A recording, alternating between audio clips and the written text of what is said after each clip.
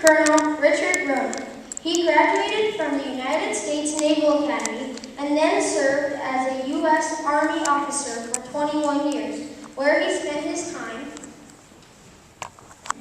leading U.S. paratroopers in the United States and Italy, to include participating in peace enforcement operations in Kosovo and in partner nation capacity building operations in North Africa, teaching international relations, comparative politics, and security studies at the United States Military Academy at West Point, serving as a terrorism expert to a variety of United States government organizations and agencies, serving as the lead strategist for the development of U.S. Africa Command's first strategy and campaign plan, serving as the special operations planner in East Africa, and providing subject matter expertise for the stability operations and congressional engagement during the Department of Defense's response to the 2014-2015 Ebola outbreak in West Africa.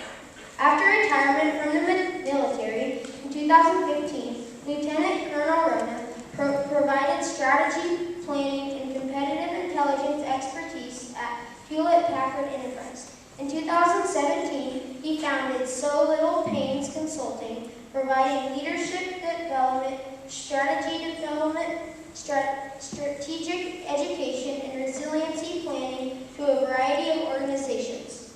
In his free time, Lieutenant Colonel Wrona enjoys reading and the outdoors.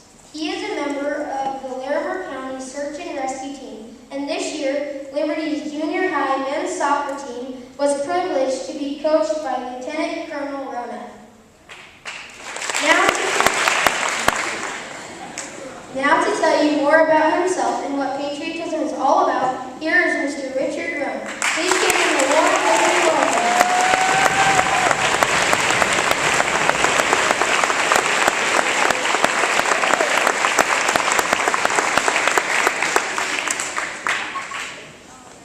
Okay, everybody can hear me? I don't usually use microphones, so it's a little bit interesting for me. Thank you all very much for having me, and a special thanks to the order captains who provided me a great tour before the Lyceum. Let me see, what I'm going to do is, so I don't put too many people to sleep, I brought some photos also. How do hey, Mrs. Dietrich, how do I show photos?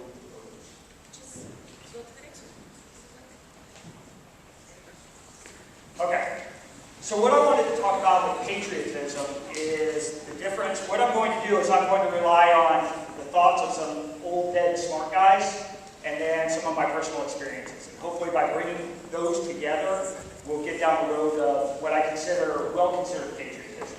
And one of the old dead guys I'm going to rely on is someone that some of you may have studied, a guy named Alexis de Tocqueville, who wrote a book called Democracy in America. And in Democracy in America, he talked about instinctive patriotism versus well-considered patriotism. And the two photos I have up here kind of demonstrate those two. So instinctive patriotism is the guy on the left, right? The guy who can't even say America, he has to hyphenate it and it's America, right? And his idea of patriotism is standing out in a hurricane with a flag and listening to Slayer and then posting it to YouTube. And then the guy on the right is my example of well-considered patriotism. And I'm going to talk a little bit in a second about what I consider the 5 foundations of well-considered patriotism. And I think it's important because in modern-day America, what I'm seeing at least, is we're going to 2 extremes. We're going to instinctive patriotism, where people unquestioningly take America is great, okay, regardless of what we are doing. And then you have the other extreme, where people think the United States can't do anything right. And I think in the middle there is a large middle there, and that large middle is well-considered patriotism. So what makes a well-considered patriot? And I've narrowed it down to 5 foundations, 5 pillars. I don't like to all have pillars here, right? The first one, luckily, you get to use it, look at it on a daily basis, is education. Okay? Education in our culture, in our history, in our system, and in the issues of the day. And you may take that for granted. You may think, okay, education, whatever. Education in civics and our way of life is why my wife and I send our kids to Liberty rather than one of the other choices that we have. Right? And the reason for that is let's see if we get this. What we have have in the United States is the possible death of our constitutional republic. This is a survey of adults that was conducted less than 2 months ago. And if you look up there, the simple question was, name the 3 branches of government. Name the 3 branches of government. I bet I could go to this population here and have probably a better than 95%, 99% answer rate, successful answer rate. 61% of the adults surveyed, American citizens, could not name the 3 branches of government. 22% couldn't name any of the branches. That's how a constitutional republic dies. If you don't understand the system that you're living in and why it exists and its history, how we got here, where we might be able to go, right? How can you be a patriot? How can you have that true love of country, that well-considered patriotism? Okay? And this is where I tie it into a personal anecdote. This goes way back to before most people in the room were born. Right? One of the first jobs I had was I was in charge of a group of 25 Army Scouts and Snipers, Fort Wright, North Carolina. And one of the things we were always on call for emergency operations around the world. And so we would exercise that. We would call people in, they had to be in within 2 hours. And we sometimes had to go somewhere and sometimes didn't. Sometimes we just do exercises. One night, we get called in, Friday night, 2300, 11 p.m. for those who don't use military time. Right? And we're called in, we get our accountability, and the job that night is going to be a 12-mile road march. 2300 on Friday. Not too much fun. Okay? I prefer to do other things. So it's a no doubt concert that night that I really wanted to be at. Right? So instead, we're walking around this airfield at 2 o'clock in the morning. And we're walking, it's a conditioning march, so we're not worried about being tactical. And all of a sudden, I hear this murmuring in the back of my formation. I'm wondering, what the heck is that? So I drop back, because as the leader, I'm always going back and forth, making sure my guys are okay, trying to provide the right example. And I had in my platoon this guy named Nikolai Petescu, 23-year-old Albanian immigrant, not even a U.S. citizen yet, but had already enlisted in the United States Army to become a citizen. And I had another guy, Specialist Smith, college graduate, enlisted just to do something different. And Specialist Smith was providing quizzes, asking questions and getting answers from Private Petescu for him, to help prepare him for his naturalization to citizenship test. Like, wow, you know, that's education. That's well-considered patriotism. Someone who cares so much about a country that is not even his yet, that he wasn't even born into, but he signed up in the Army to possibly give his life for, and now he's still studying on a 12-mile road march, carrying around an 80-pound pack. For me, that exemplified that education aspect of what it means to be a well-considered patriot. Okay? So what's the second foundation? The second foundation is participation. We do not live in a spectator sport system. Right? Our system requires us to participate. And that doesn't mean everybody needs to be running for president in 2020. Okay? That's not what it means. What it means is you have to know the issues, you should be voting, and you should be participating at the local level. That guy Keynote that I mentioned, Democracy in America, he talks about the importance of everybody participating in local organizations. Because that's where you learn how to become a true Democrat, a true citizen of the United States. That's where I learn things like, what are the rules and what aren't the rules? How do I compromise with someone who I disagree with? How do we come to a common solution? Because supposedly we all have a common interest at heart. But guess what? In modern day, we're decreasingly seeing that participation. People don't participate at the local level. As a matter of fact, they're not even participating in elections a lot these days. It's tough to get a 50% participation rate for actually people going to vote, especially in a non-election year for president. Let alone people participating in school boards and county commissions and town councils and all that other stuff. But that's where we learn well-considered patriotism. That's where it happens, and we're not doing it enough. So that's the second one, participation. The third one is selfless service. And there are a variety of types of selfless service, and I'm actually going to have 3 photos up here. This one is the most obvious and the most near and dear to my heart. Right? Those who have joined the military, who have decided consciously, signed a contract to put the common good before their own, up to and including giving their life to the country. This photo was taken by a surveillance camera in 2008 in Ramadi. It's of 2 Marines. And the title of the article that it's attached to is called 6 Seconds to Live. Okay, if you look at those two guys, okay, what are they doing? They're engaging a suicide truck bomb. 6 seconds to live. 22 years old and 20 years old. Could have run. Okay? Like many of the Iraqis around them, they were actually on that post with some Iraqis. Okay?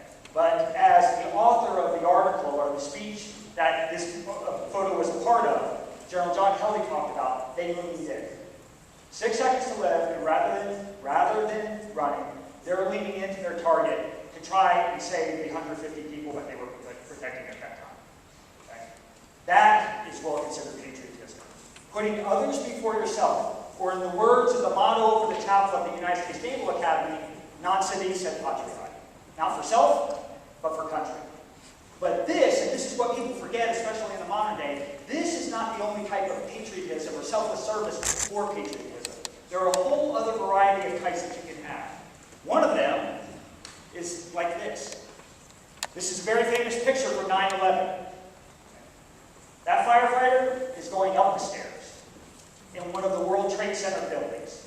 Now, fortunately, he was one of the ones who came out. Okay? But you look at everybody else, and they're going down the stairs. Well-considered patriots are moving to the danger. They're not running from it. If you go back to September 11th, 2,977 people were killed on September 11th. 412 of those people were first responders, like that guy, moving to the danger. 343 of them were his brothers and sisters in the New York Fire Department. That is well-considered patriotism. Selfless service. Education, participation, selfless service. Number 4, honor. Now, what does honor mean? Honor is one of those squishy terms, right? It's hard to nail down. What does honor mean? Former Secretary of Defense Bob Gates defined honor as a combination of integrity and honesty. So you live by some sort of moral code, and you're honest with those around you. The school I came from, the Naval Academy, we had an honor code that we had to live by. You do not lie, cheat, or steal, or tolerate those who do. That was it. Right? And then you have the aspect of honor of just face, reputation.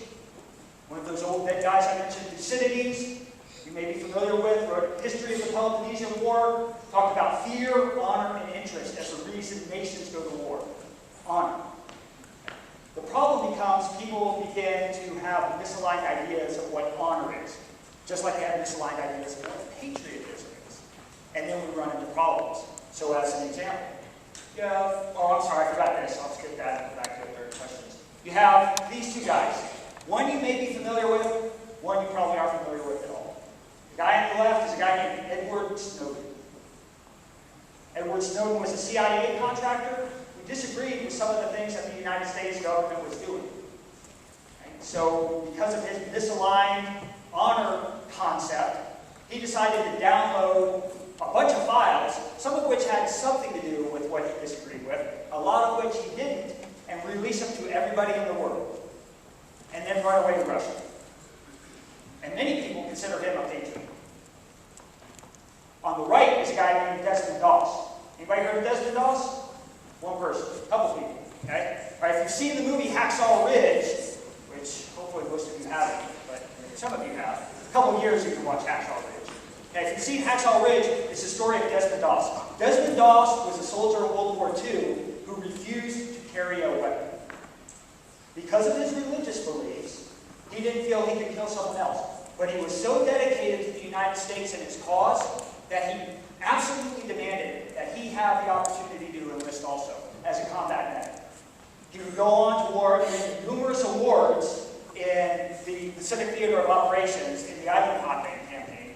And at Hacksaw Ridge on Okinawa, he would save 75 other soldiers without ever firing a weapon. That was the ability to align my own personal concept of honor, or Desmond Doss's personal concept of honor, with the country's concept of honor. Very much unlike Edward Snowden.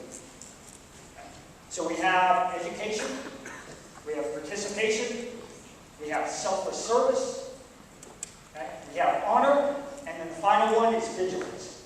And this is particularly important for your age. Because the age you are growing up in the United States is going to be increasingly difficult, at least according to my assessment. As I started out with, we have people who think the United States can't do anything right, and we have another group of people who think that the United States can't do anything wrong. And those two groups of people are increasingly can't talk to each other at all. And we also have an international situation that is becoming increasingly difficult for the United States because of some of the things that we do, and then because some of the things that there are just countries that are growing bigger and more powerful, like China. So how do we protect our country, and how do we protect our interests, our individual interests, within that situation, or in that situation? Vigilance. Because if we don't have that vigilance, right, everything else begins to fall apart. Those individual rights, those individual responsibilities, the system upon which it's based, all begin to crumble. You have to be completely protective of your rights at all times. That is part of patriotism. It doesn't mean you're only worried about yourself. This guy in Oakville, he worried about the individual rights, but in the context of part of a community. We either stand together or we fall separately. Right? So you need to keep in mind that internal vigilance of what the system is, what it means, and where it's going in the future, and your role within that system. So again, going back, well-considered patriotism versus instinctive patriotism. You're well on your road to the second one. I hope most of you don't fall in the trap of the first one. The guy listening to Slayer, whose definition of patriotism begins and ends with holding a flag in a hurricane and then posting it to YouTube. Thank you very much.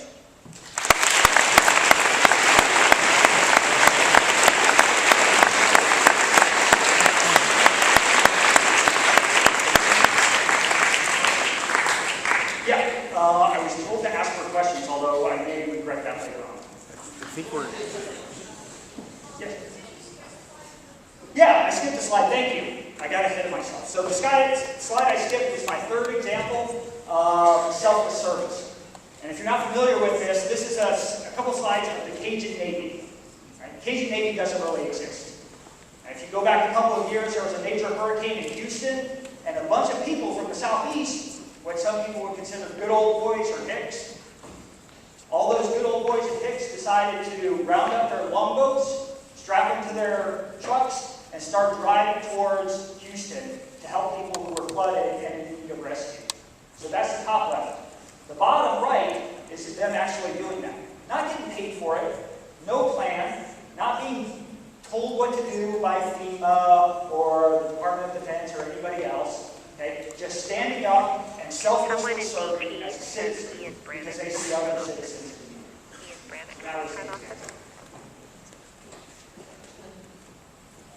Scared everybody off, or they want to get out here eating one with them. Lieutenant Wrona, on behalf of